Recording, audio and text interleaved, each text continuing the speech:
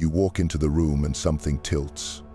Not dramatic, not cinematic, just a small shift in temperature, like the air recognized you before the people did. Conversations don't stop, but they soften. Eyes touch you for half a second too long, then look away like they've been caught. Someone laughs louder than necessary. Someone suddenly checks their phone, and you can feel it. You're not loud, you're not trying, but you're unmoved. And that unsettles them. Because most confidence is theater. It's volume, jokes, flexing, over-explaining, the constant performance of being fine. It needs an audience. It needs approval to keep the mask glued to the face. Terrifying confidence is the opposite. It's non-negotiable self-possession. It's when your nervous system refuses to beg. It's when you don't chase reactions. You don't rush to be liked. You don't flinch when the room tests you. You sit inside yourself like a man who owns land. If anyone has ever called you intimidating, listen carefully. That wasn't an insult. That was a confession. They weren't describing you. They were describing what happens inside them when you stand there without asking for permission. People are comfortable around weakness because weakness is predictable. Weakness can be managed. Weakness can be guilted, teased, pressured, recruited. But a person who doesn't need the room is a problem the room can't solve. And that's what we're building here, not social confidence. Social confidence is learning how to be pleasant. It's learning how to fit. Political confidence is different. Political confidence changes how people behave around you. It makes men speak more carefully. It makes manipulators choose other targets. It makes passive-aggressive people lose their rhythm because you don't dance to their song. It creates gravity, and gravity doesn't announce itself. It just pulls. You've seen the test. Someone throws a little disrespect disguised as humor. Someone asks a harmless question meant to put you on trial. The normal man laughs, explains, softens, negotiates his own worth. But the terrifying man doesn't rush to repair the tension. He lets it sit. He lets other people feel their own discomfort. That silence rewrites the hierarchy, because it tells everyone, this person cannot be steered easily. Machiavelli understood this. He knew power doesn't come from being loved. Love is unstable. Love is a mood. Power comes from being unshakable in your own frame.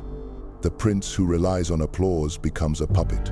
The prince who relies on himself becomes dangerous, because his decisions don't require consent. He can be polite, even warm, but he is not available for control. So, if you've been trying to feel confident before you act, you've been trapped in the weakest loop on earth. You're waiting for an emotion to give you permission. And every time you do that, you hand the keys of your life to the opinions of strangers, family, friends, exes, bosses, the crowd. You become a democracy inside your own head, and the loudest fear wins every vote. Here's the promise. You can become so confident it terrifies people, not by performing more, but by removing the need to perform at all. And the first step isn't positive affirmations. It isn't believe in yourself. It's surgery. It's killing the part of you that still asks the room quietly, am I allowed? They don't hate you. That's the part your wounded ego wants to believe, because they hate me at least makes you important. The truth is colder. They fear the mirror you accidentally hold up to their face. Your confidence exposes what they've been hiding from themselves: indecision, laziness, a life built on approval, a personality stitched together from other people's opinions. And nothing irritates the average person like a reminder that they've been wasting their own potential on comfort. Most people don't bond through strength. They bond through mutual weakness. Listen to the conversations in a normal room. Complaints disguised as humor, gossip disguised as concern, shared anxiety disguised as being realistic. They trade small confessions of limitation the way tribes trade signals. I'm tired. I hate my job. I can't do that. That's too risky. And when someone agrees, when someone nods, the group relaxes. The contract is renewed. None of us have to change. Your calm breaks that contract. When you walk in with a stable spine and quiet eyes, you're not just confident, you're refusing the group's coping mechanism. You're saying, without words, I won't participate in the ritual of weakness. And that makes people uncomfortable because your presence forces a choice they don't want to face. Either step up or admit they won't. So they react, predictably, almost mechanically. First comes dismissal. They downplay you to protect themselves. He's not that special. She thinks she's better than everyone. Confidence is easy when you've had it easy. Notice how quickly they invent a story where your strength is illegitimate. It's not about you. It's about giving themselves permission to stay small. If they can label your confidence as arrogance, luck, privilege, or delusion, then they don't have to ask the painful question, why haven't I built that in myself? Then comes testing.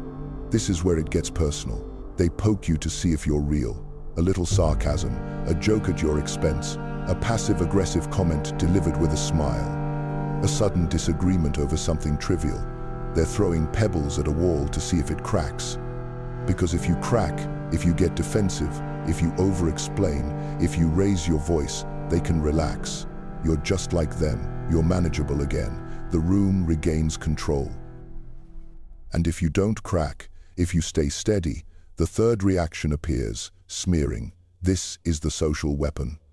They call you intimidating, cold, arrogant, hard to approach.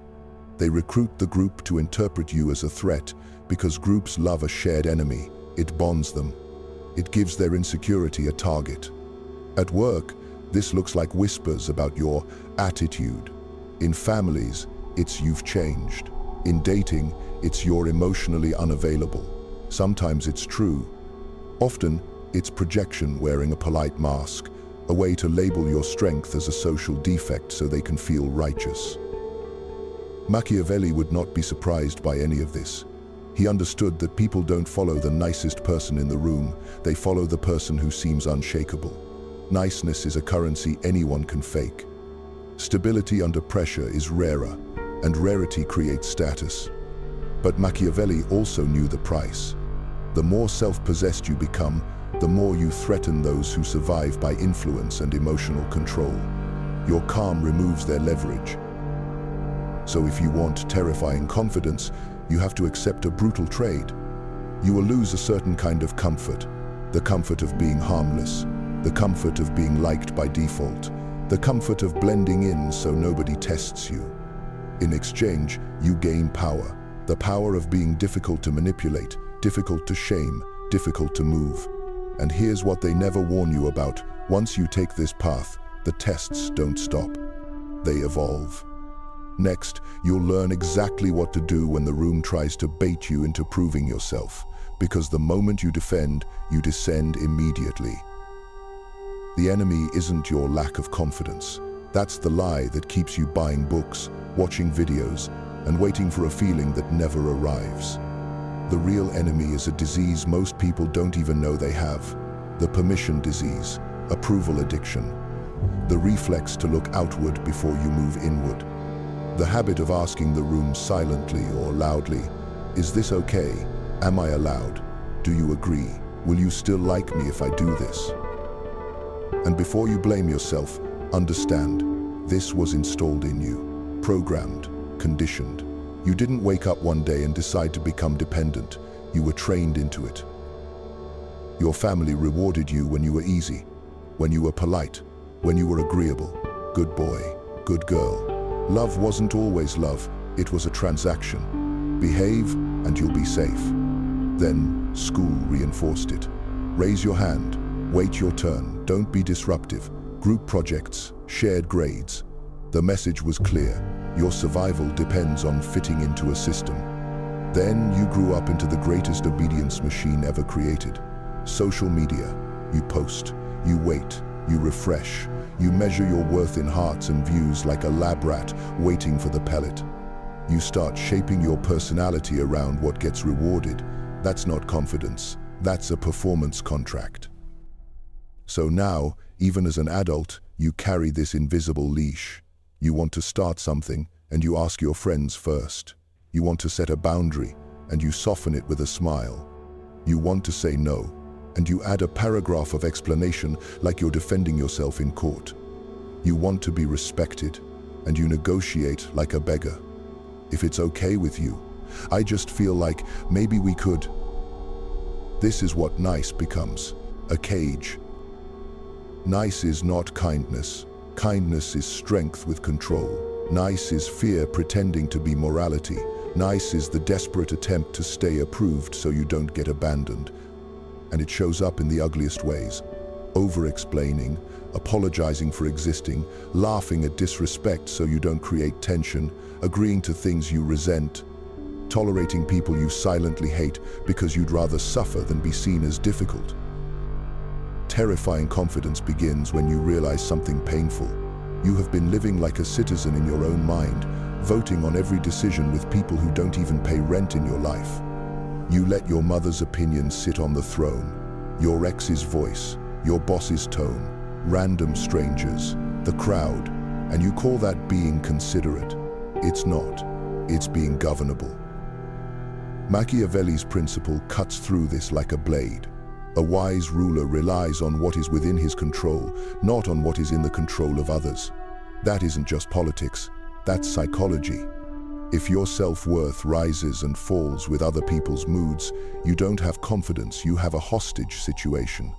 You are constantly managing perceptions, scanning faces, adjusting your behavior like a diplomat terrified of starting a war. This is why confidence can't be a feeling. Feelings are weather. They change, they lie, they leave you the second pressure hits. Confidence is a policy, a law you live by regardless of emotion. A decision about who you are and what you will tolerate. Policies don't ask permission. Policies don't negotiate. They simply exist, and people either adapt or disappear. Think about the strongest people you've ever met. Not the loudest, the strongest. They don't explain much. They don't chase clarity from everyone. They don't need you to understand. They act, they adjust, they keep moving. Their life isn't built around being interpreted correctly. It's built around outcomes. And that's why the room feels them. They're not rehearsing who they are who they are. But here's the part that will make your stomach tighten. When you stop seeking approval, you will feel guilt. You will feel like you're becoming selfish. You'll hear an old voice say, "Who do you think you are?" That voice is the permission disease fighting for its life. It doesn't want to die because it thinks approval equals safety. And for a child, it did. But you are not a child anymore. Safety through approval is a trap. It makes you controllable. So we're going to do the surgery, not to turn you into a cold psychopath, not to make you cruel. We're going to remove the need to be liked without removing your humanity. We're going to build a spine that can hold warmth without collapsing into neediness. And the next step is where most people fail, because it requires something terrifying. You will stop defending yourself, and you will start governing yourself. Here's the blueprint, and it's going to feel almost insulting in its simplicity, because terrifying confidence isn't built from clever lines or loud charisma. It's built from one rare trait: consistency under pressure. The kind of consistency that makes people stop trying to read you, stop trying to provoke you, stop trying to figure you out, because they realize the same version of you shows up every time. Calm, centered, unmoved. That's what Machiavelli would call power. Not emotion, not charm. Power is predictability in yourself and unpredictability to others. You are steady, but you don't leak your next move. Principle 1. Slow down. Speed looks reactive. Speed looks like you're trying to keep up, trying to fix, trying to win. Calm pace looks dominant because it signals something the room understands instinctively. I am not threatened. When someone throws a jab, don't respond like a dog hearing a whistle. Pause. Let a breath land. Look at them the way you'd look at a child who just said something silly. Not with anger, worse, with calm. The pause is a weapon because it forces them to sit in the discomfort they tried to throw at you. Microscript. If someone disrespects you with a joke, you don't rush to clap back. You look at them, you smile slightly, and you say, "Interesting." Then you move on. That single word is a wall. It doesn't invite debate. It doesn't reveal hurt. It doesn't reward their performance. Principle 2. Speak less, mean more. Nervous people talk to reduce tension. Powerful people speak to create meaning. Precision creates gravity. When you explain too much, you give people handles to pull you around with. When you speak in short sentences, you remove leverage. You become harder to manipulate because there's less material to twist. Microscript. In a conflict, instead of, "Let me explain what I meant and why you misunderstood and what happened from my side," you say, "That's not what I'm doing. Stop." Or, "That doesn't work for me. Stop." You're not trying to convince, you're stating reality. And yes, some people will call this cold. Let them. Cold is often just what weak people call boundaries they can't breach. Principle 3. No defense speeches. This is where most people betray themselves. Someone accuses you, misreads you, or implies something about you, and you start defending your character like you're on trial. But defense speeches signal lower status. Why? Because you're begging for a verdict. You're asking them to approve your innocence.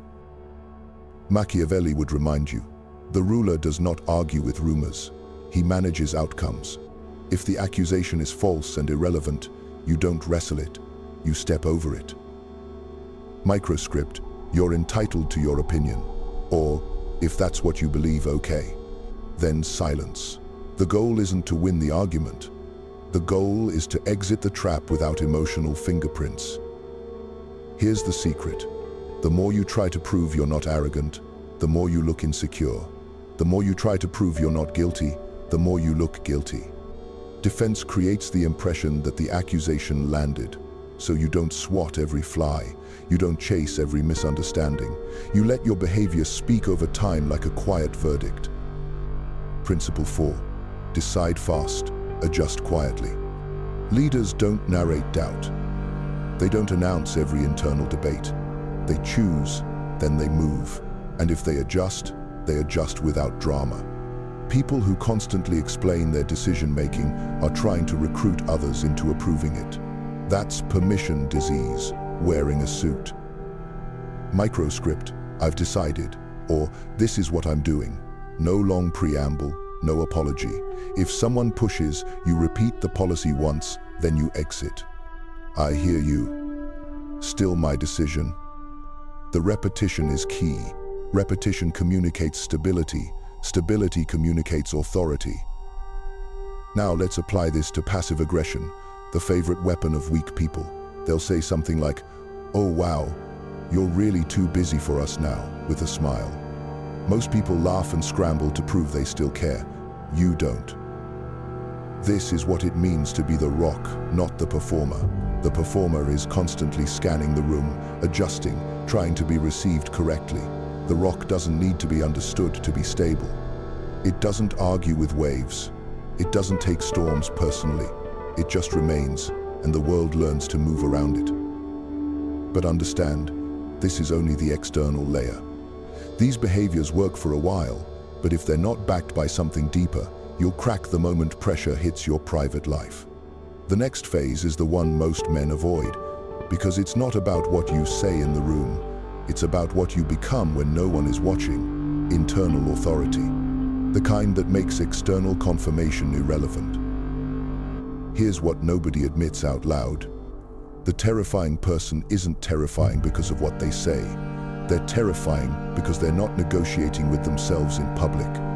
Most people walk into a room already bleeding internally, fighting cravings, doubt, insecurity, the need to be liked, and everyone can smell it. That inner chaos leaks through the eyes, the tone, the posture. It makes you readable, and if you're readable, you're controllable. The reason some people feel unshakable is not genetics, it's structure, it's internal authority. Inside almost every man, there are two voices. One is the weak self, tired, emotional, hungry for comfort, desperate for reassurance.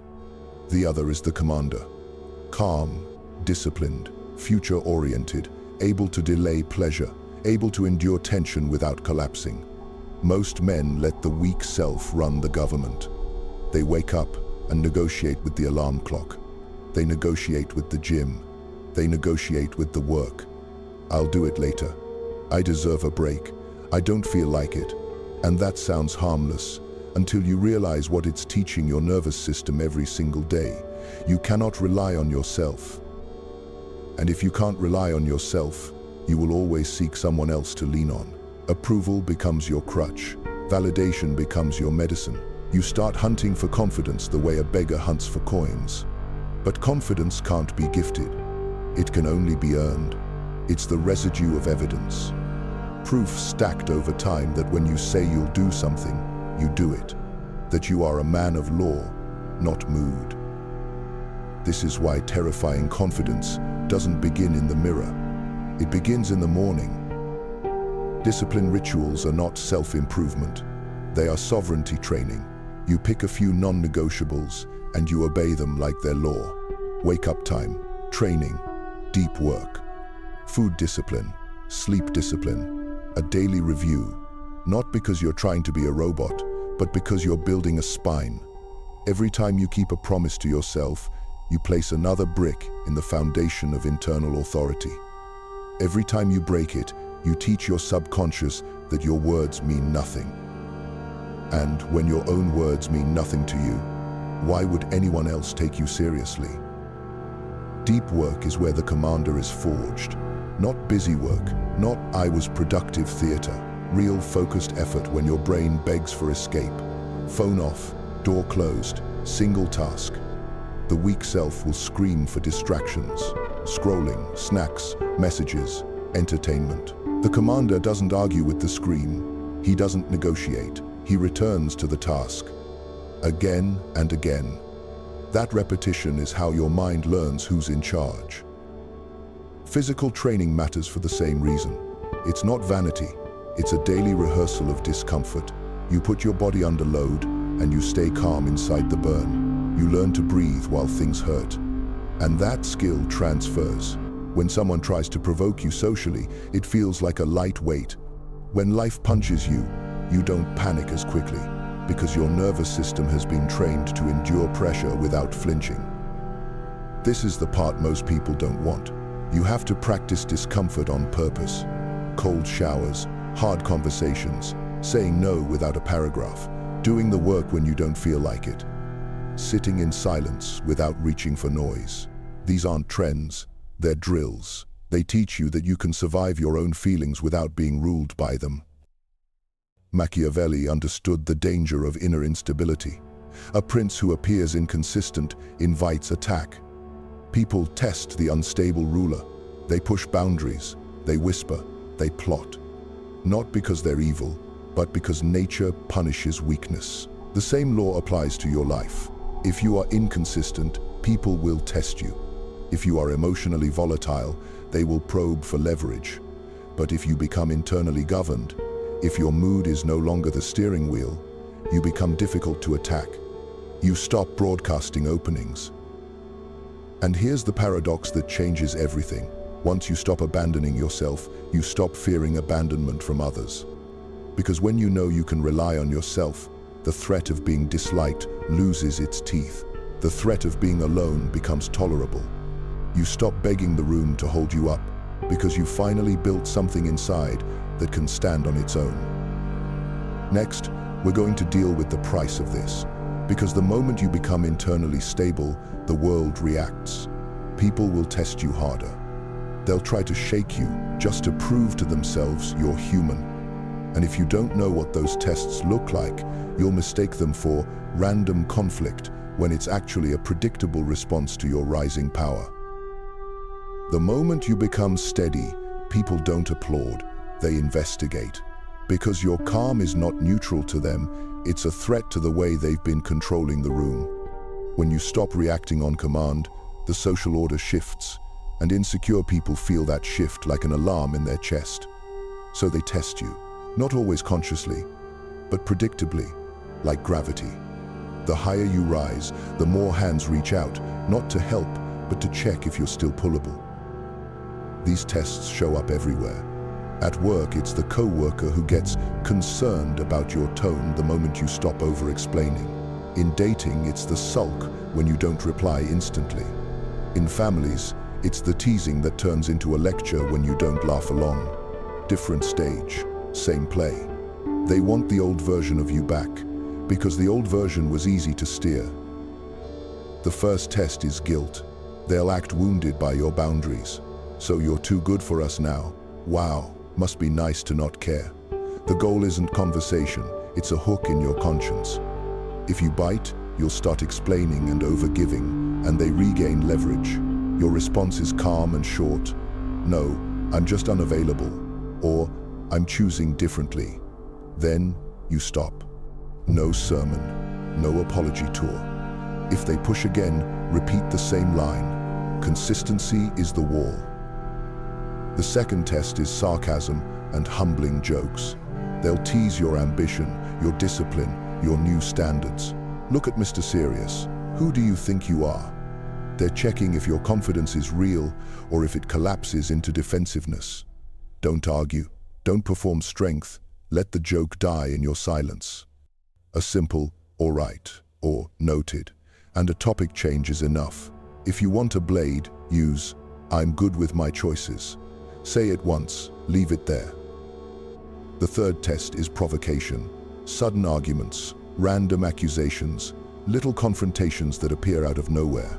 This is where they try to pull you back into emotional labor. If you rush to resolve, you're back in the old role.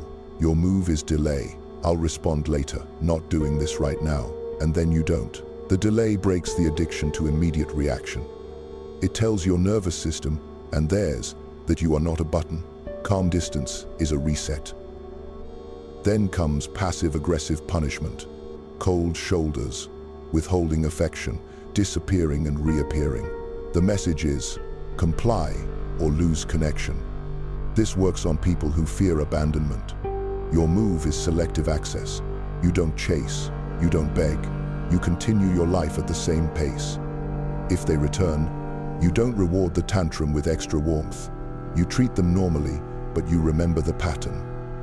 Love that's used as a leash is not love, it's management. And sometimes the test is escalation, louder disrespect, public embarrassment, smear attempts. When this happens, you don't win with a speech, you win with consequence. Don't speak to me like that. If it continues, you leave. You end the call. You reduce contact. Consequence without drama is terrifying because it proves you're willing to lose them. Most people threaten boundaries. You enforce them. Machiavelli would call this the price of power. You must be willing to be misunderstood to remain ungovernable. People will label your calm as arrogance, your boundaries as cruelty, your silence as attitude. Let them. If you try to control every perception, you hand your steering wheel back to the crowd. Because the final level isn't getting everyone to like the new you. The final level is controlling outcomes while they argue about your image. If you want the confidence that terrifies people, you need to understand something uncomfortable. Real confidence has teeth, not loud teeth, not performative teeth, quiet teeth. The kind that doesn't bark, but could bite if it had to. Most men never reach that level because they've been trained to fear their own power. They've been taught that aggression is evil, pride is sinful, ambition is selfish, anger is immature. So they repress those forces, call it being a good person, and they become harmless. And a harmless man will never be respected. He might be liked, he might be tolerated, he might even be used. But respect requires a hidden awareness in the room that you are capable of saying no, capable of leaving, capable of consequences, capable of defending your territory without panic. Carl Jung had a brutal insight. What you refuse to integrate doesn't disappear. It becomes your shadow. It leaks out sideways through passive aggression, resentment, cowardice, secret envy, fake politeness, and random emotional explosions. That's why some nice people are the most dangerous. They have unowned rage simmering under a smile, and when it finally breaks, it's chaotic. Terrifying confidence isn't built by pretending you have no darkness. It's built by integrating it and placing it under discipline. So let's name what you've been repressing. Pride, the desire to be exceptional, The hunger to win, the competitive fire that wants to crush mediocrity, the anger you feel when someone disrespects you. These aren't moral stains. They're raw energy. They're fuel. The problem isn't that you have them. The problem is when they control you, or when you deny them until they sabotage you. Shadow integration means you stop performing innocence. You stop trying to look harmless. You accept, yes, I can be ruthless. Yes, I can dominate. Yes, I can hurt people if I choose. And then you make the mature choice, the powerful choice, to control that capacity like a weapon on a leash. A man who can't be dangerous isn't virtuous. He's just weak. Virtue is danger under control. Machiavelli would agree with Jung in his own language. The lion and the fox. The lion is force. The fox is cunning. Most people try to be neither. They try to be liked. They try to be safe. They become prey. But the integrated man holds both capacities quietly. He can be warm, but he's not soft. He can be civil, but he's not spineless. He can be merciful, but mercy is a choice, not a requirement. Here's the framework that keeps you from becoming cruel while still becoming feared, respected. First, warmth with boundaries. Warmth is your invitation. Boundaries are your law. You can smile, you can listen, you can be generous while still making it clear that disrespect has a cost. This is where people fail. They think boundaries require anger. They don't. The most terrifying boundary is enforced calmly. "Don't speak to me like that," said once. If it continues, you leave. No speech, no revenge, just consequence. Second, civility with consequence. Civility is not submission, it's control. You don't have to insult people to assert power. You don't have to raise your voice to be serious. You can be polite while closing doors. You can be respectful while withdrawing access. This is political confidence. You maintain composure while you move the chess pieces. Third, mercy without weakness. Mercy means you forgive when it's strategic and when it preserves your humanity. Weakness means you forgive because you're scared of losing people. The difference is motive. Mercy says, "I can punish you, but I choose not to." Weakness says, "Please don't leave. I'll tolerate anything." People can sense the difference. They instinctively respect the first and exploit the second. Now understand the danger. Fake confidence. Fake confidence is overcompensation. It's arrogance, dominance games, constant flexing, trying to alpha every conversation. That's not power. That's insecurity wearing armor. Real power is calm because it doesn't need to prove itself. It doesn't posture. It doesn't seek permission, and it doesn't seek applause. It simply moves, and the world adjusts. And here's the paradox that should haunt you. The moment you stop chasing respect, respect starts chasing you. But only when people can feel that behind your calm is capability, that you could walk away, that you could deny access, that you could enforce a consequence without trembling. In the final section, I'm going to show you why this happens, why the crowd only respects what doesn't beg, and how to become the kind of person that people adjust to without you ever asking them to. At the end of this path, you don't feel confident the way insecure people imagine confidence. You don't float through life glowing. You become something colder and stronger, sovereign. And sovereignty is terrifying to the average person because it can't be negotiated with. Most men shrink the moment they sense disapproval. They explain, they perform, they beg for a verdict. They try to be understood because they think being misunderstood is death. That's why people can steer them with a tone, a look, a little silence, a little guilt.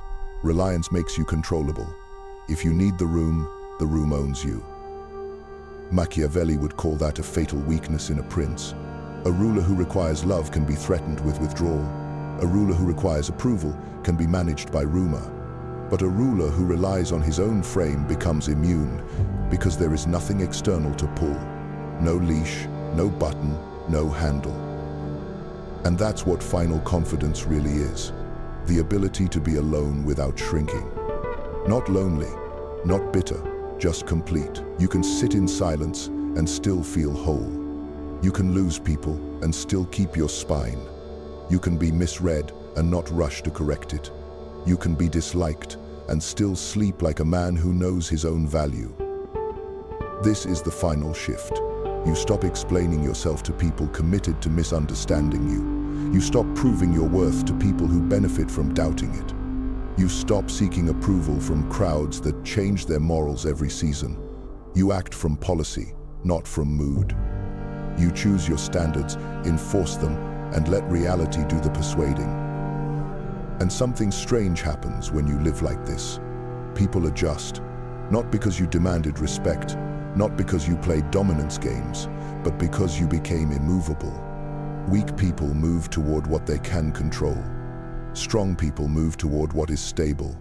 When you become stable, you become a reference point. The room calibrates to you. This doesn't mean you become cruel. It means you become unavailable for manipulation. You can still be warm, still be generous, still be human, but your warmth is a gift, not a need. Your generosity has boundaries, your humanity has teeth, and the moment people realize you can walk away, they start speaking to you differently. They start behaving more carefully. They start measuring their games, because they can't predict a reaction they can exploit. Remember this line, because it's the whole philosophy in one sentence. The world doesn't respect the man who wants respect. It respects the man who can walk away. In the next video, I'll show you how to make people respect you without raising your voice, how to destroy disrespect calmly, in a way that makes them rethink trying you ever again.